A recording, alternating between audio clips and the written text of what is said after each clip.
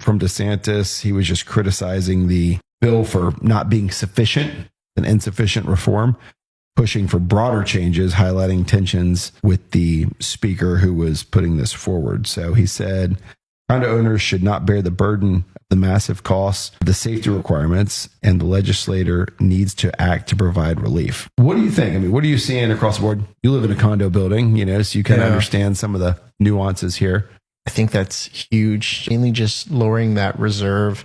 I actually had a client that I sold a condo to over off Rouse, and a third-party company came in and kind of took advantage of the new laws being passed, right? So they increased the reserve amount to $14 million, and that was spread out over maybe 300-400 units.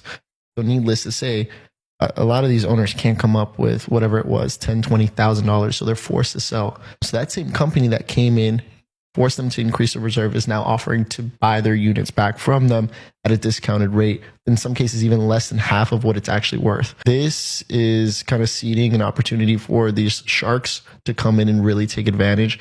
So putting a bill in place or a law that kind of limits that and protects the owners is huge.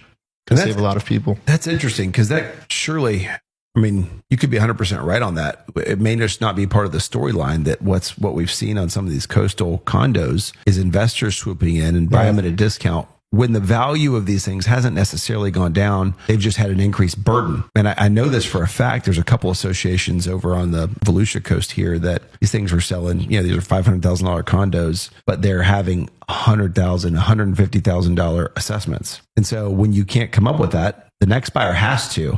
If you've got the option of selling at market value, yet somebody's got to come put $150,000 into it, they're just going to buy it for $350,000.